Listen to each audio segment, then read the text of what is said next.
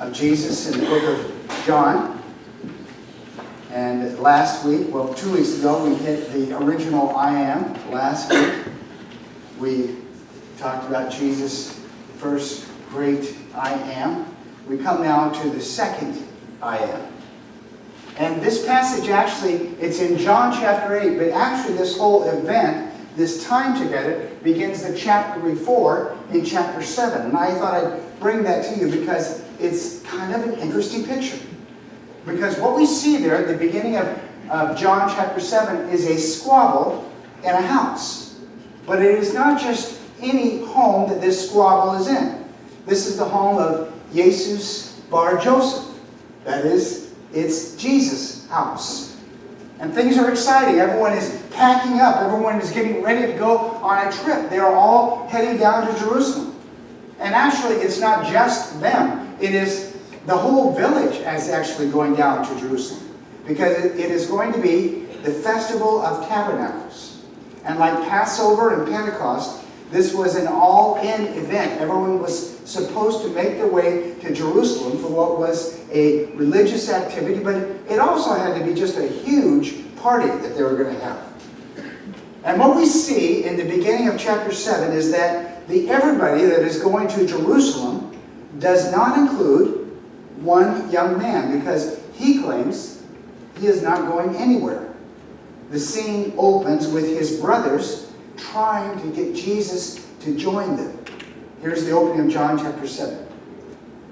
When the Jewish festival of tabernacles was near, Jesus' brothers said to him, "Leave Galilee and go to Judea so that your disciples there may see the works you do. No one who wants to become a public figure acts in secret. Since you are doing these things, show yourself to the world."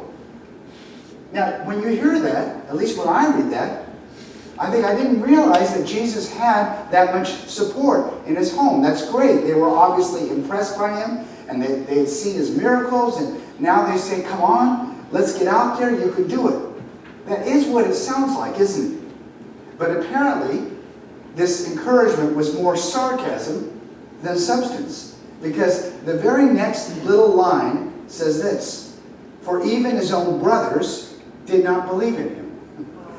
And Jesus is apparently nervous about going. He thinks he could be killed. Jesus told them, "My time is not yet here. For you, any time will do. The world cannot hate you, but it hates me because I testify that its works are evil. You go to the festival. I'm not going up to this festival because my time has not yet fully come." After he had said this, he stayed in Galilee. So that's the end of scene 1. The next verse sees our reluctant hero rethinking things and hopping a midnight train to Jerusalem. Or, as the Bible puts it, however, after his brothers had left for the festival, he went also, not publicly, but in secret. Now at the festival, the Jewish leaders were watching for Jesus and asking, "Where is he?" So the stage is set. Here is this young man that everyone is talking about. We happen to know that absolutely no one understands him. We've been told his own family doesn't get what is going on. By the second half of the celebration, we see Jesus is teaching in the temple, and the people are slack-jawed. They are amazed at this guy.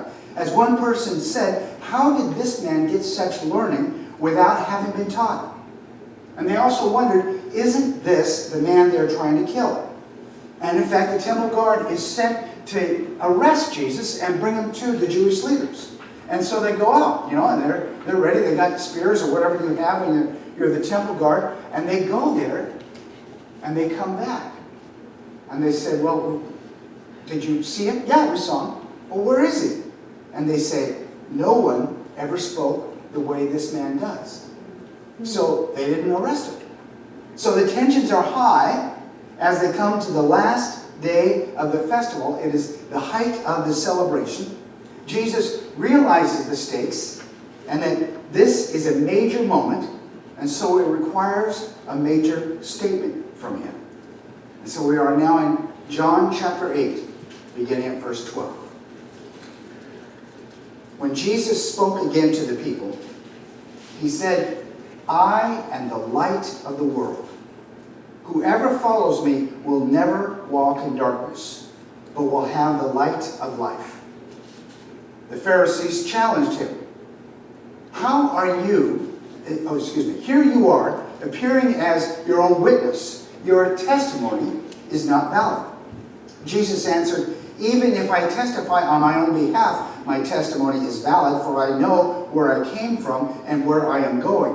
But you have no idea where I come from or where I am going. You judge by human standards. I pass judgment on no one. But if I do judge, my decisions are true, because I am not alone. I stand with the Father who sent me.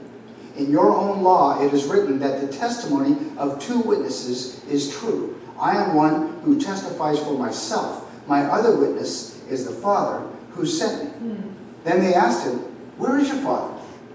You do not know me or my Father, Jesus replied. If you knew me, you would know my Father also. He spoke these words while teaching in the temple courts near the place where the offerings were put. Yet no one seized him, because his hour had not yet come. Let us pray. God is as the light of the world. Enlighten us this morning. Open our minds, open our hearts, open our lives to that which you are teaching us, so that we can know your will for us and that we might live it out. In Jesus' name, amen. We'll write a note. Excuse me. Light. It's essential for life. It represents life. God's first command is to call light into existence. Let there be light. There are some who like to turn Genesis 1 into science, and they think that when God said, let there be light, that it is the Bible affirming the Big Bang theory. That is, the matter of the universe was all in a tiny ball and then went bam, and there it was. I actually met a physicist in my church in California who was working on the project of discovering just how old light actually is. Isn't that amazing? I mean, it's mind-boggling, actually. Now, Jesus says that pure, true thing by which we live, light itself, he says, it's me. I am the light of the world. I mean, it is a stunning claim.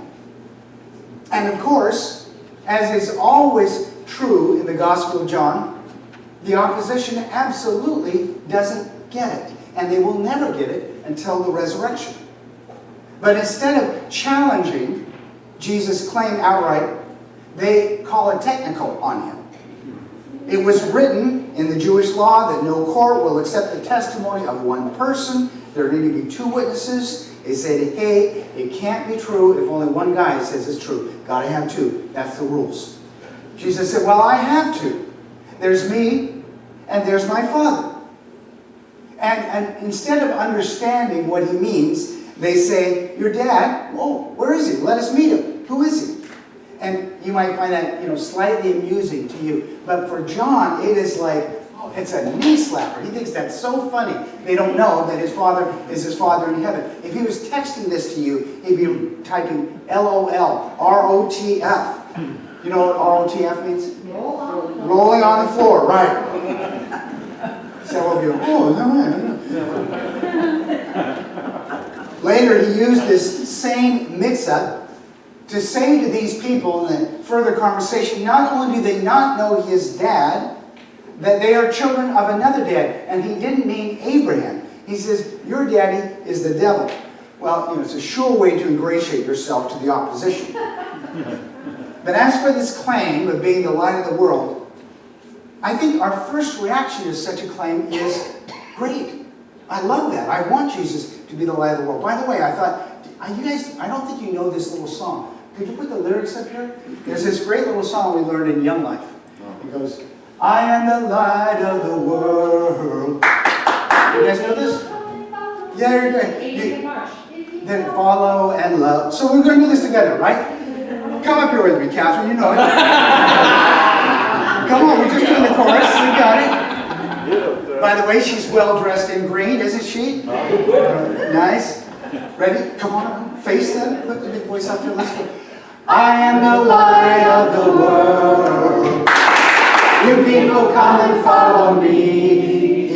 follow and love, you'll learn the mystery of what you can do and be. She screwed up a little bit. That's okay. I did it right. I did less cuts. I can find the music, All right. and I guarantee you, I didn't miss that. All right, so, but basically you were pretty bad at that. Let's try this again. And Jesus said, I am the light of the world. You people come and follow me. If you follow and love, you'll learn the mystery of what you can do and you won't be. Okay, there's a little composition. I also noticed that the notes I was singing was some sort of strange minor key, but that's just me. But I think our general feeling is, I'm so glad that He is the light of the world. I want that light in my life. I want to see, and we want things illuminated. Recently we had that cold front with the high winds, and what do we want? We didn't want our power to go out, because when the power goes out, there goes all the heat and there goes all the light. Nobody wants that. And imagine what it would have been like for them. Darkness for them was just a few yards away in their night times, beyond their camp. Out in the dark could be wild animals, there could be thieves waiting to pounce on them. It could even be an invading force just off a little bit that you wouldn't be able to see in the dark. So we want light. We crave light. Or do we? Light has its downside. I said that light illuminates. Well, one thing it illuminates is us. Light exposes us. Light tells the truth about us. And so in this same gospel, Jesus is speaking about this in John chapter 3, when He is speaking the truth into the midnight darkness around and perhaps within Nicodemus. And we read these words. Light has come into the world, but people loved darkness instead of light, because their deeds were evil. Everyone who does evil hates the light and will not come into the light for fear that their deeds will be exposed. So light is a two-edged sword. It clarifies, but it also shows us who we are and what we are doing. Carl Jung famously talked about our shadow self. In part, the part of ourselves that hides or lurks beneath the surface. And so the question is, are we walking in the light, as 1 John puts it, or are we walking in darkness? And if the answer is a little bit of both, then we need to ask ourselves, which are we moving more and more towards? And Lent is the perfect time to consider this. This past week, we had a very compact group for brown bagging with the bonds. It wasn't just the bonds, but almost. We had a few others. And I went over a little quiz that I just felt the Lord wanted me to share with you as well. It was designed to measure burnout in people, specifically pastors. I altered it to be all of us. Which you could describe burnout, couldn't you, as people in whom the light has gone out. And it begins with this statement. The following questions are designed to help you assess the state of your soul. You are invited to reflect on each question quietly in God's presence, asking God to help you to see yourself as you really are and your life as it really is. Then place yourself on each continuum as honestly as you can. These questions, I like this line, these questions are not meant to produce guilt, shame, or a sense of failure. Gee, that's what I want every one of my sermons to do, guilt and shame. Rather, they are intended to help you be honest with yourself and with God about the state of your soul. So here's the first one. More and more often, I notice that I am going through the motions, affirming things that I am not currently experiencing in my own life, manufacturing emotions that I am not feeling, providing relational care, but aware I really don't care. And we've all been there sometimes, haven't we? And the options are always, often, sometimes, rarely, never. I am aware of a nagging sense that something is not quite right, but I don't seem to be able to take the time or make the effort to look into it. The truth is, I'm not even sure I know how. You start to see a person or recognize yourself in these statements, not quite sure, how do I change this thing? I can't get a hold of where I am. I find myself rushing from one thing to the next without time to really pay attention to what's going on in and around me. Some of our group felt that for sure. I'm keeping up with my role, with what my role requires, but deep down I feel that I have lost touch with who I am in God and what He has called me to do. I am tired, not just physically, but spiritually and emotionally.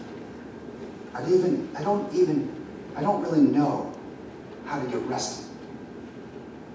I'm aware of an underlying irritability and restlessness just beneath the surface of my life. It's a good one, isn't it? If you're married, if you're not aware, you could ask that other person. They can tell you. And this is kind of the other side of it. I have become emotionally numb, unable to experience a full range of human emotion, just kind of flatlined. I find myself increasingly giving into escapist behaviors, eating mindless television viewing. Can anyone say amen? Substance abuse, shopping and spending, porn, or escapist fantasies, dreaming about being somewhere else or having a different life. And then the other side of that, I do not have time for attending to my human needs, exercise, eating right, getting enough sleep, doctor appointments and medical procedures, picking up dry cleaning, getting the car washed, making home repairs, hobbies, having fun. My most significant human relationships are getting shortchanged. When those things are happening, it's tough, isn't it? And it was a little dismal to discuss these questions, but they're good for each of us to consider. Because Jesus' light in us exposes and illuminates where we are not walking in the light. When we start to live in the shadows and the places where joy is scarce, and we can no longer see a positive direction, we move into darkness. And I think that is much more our reality. I mean, we see these television stories about somebody who's a murderer or something. Most of us aren't that. We're not dark. We're not smoldering with hatred, I hope. We're not like that sad person in New Zealand who did those terrible crimes. But the person who answers all those questions on the quiz with, well, often that person is lost. They have no idea how to get into the light. In Pilgrim's Progress, that condition was called the slough of despondency. And that, my friends, is darkness. And so if you find yourself in something like that spot, the first thing I would say is tell someone you trust. Remember, I don't even know what to do. You don't have to just talk to somebody else. You could even talk to a pastor. I would be glad to hear from you. Let someone join you in your fight to head towards the light. After church, we had this great study. It really has been fun. It's called Building Blocks. And the food has been terrific too, by the way. And it's all about, when I kind of break it down, it's all about the subtle darkness we do to the ones we claim to love. Our speaker, his name is Emerson. It's his first name. He loves to illustrate we men and women in our foolishness. He puts on some air as a woman and some as a dumb guy, and how we cling to our darkness. One of his points last week was that the basis for how we relate is something so dumb that when we say it out loud, we realize that it is obviously not going to work. The way we do it, he says, is that we feel hurt or neglected or unloved or disrespected by that other person. And we decide, I am going to withhold love or respect until that person gives me more love and respect. So we spend years in these negative cycles in darkness because we have decided, I am not going to give her love. I'm going to gain love for myself by withholding my love. I'm going to get respect by deciding to disrespect that other person. In ways large and small, we can too often love darkness more than light. So these are just some common ways that we are caught between the love of light and our own tendency to live in darkness. And that age-old conflict needs a resolution. Jesus says, I am the light of the world, but he also says we tend to love darkness more than light. Where do we go for such a resolution? Happy for us, the solution is in the very beginning of the Gospel of John. It is the text we say every Christmas Eve somewhere in our service. The light shines in the darkness, and the darkness did not overcome it. Lent is this very story. It is the swelling darkness coming against the light. It is all of the forces around Jesus set out to crush him, and apparently they succeed, and then there was Easter. And that is our story. Our story is that we were in darkness. We were fine people by and large. We worked hard, we paid our taxes, but we didn't know what truly mattered. We didn't know what life was all about until we knew him. And now that we know him, he is our light. He is our guide. He is the one we move towards and the one who illuminates our path. As the psalmist said, his word is a light unto our feet. So this week, I want to tell you three things. First, Jesus is the light of the world. The world turns from him, tries to put him out, shuns him, but he is still the light. Second, he wants to bring more light into your life. He wants to know the darkness of your soul, the shade you live in, and he wants to help you move towards the light. He is not here to condemn you, but to lift you and to grow you and to enlighten you. Our text follows immediately the story of the woman caught in adultery. And what we know about that story is that it wasn't in the original text. It is a later thing that was put into the Bible. And so why was it there? It must have been that someone said, this illustrates exactly what it means to have Jesus as the light. Let's put it here. Trust that he is for you and wants to help you move forward. And third, decide that you will not accept the hold that darkness has on you right now. You will not accept it in your marriage. You will not accept it in your sense of self-worth. You will not allow the darkness of your circumstances to define you. Come into the light. Decide that you will seek out others and seek out the Lord until the darkness that you are walking in is dispelled by his incredible light. Because we know he can do it. We know he has done it. And we know that his promise is for you. The light shines in the darkness, and the darkness did not and does not overcome it. Amen? Amen. Would the ushers please come forward to take the offering?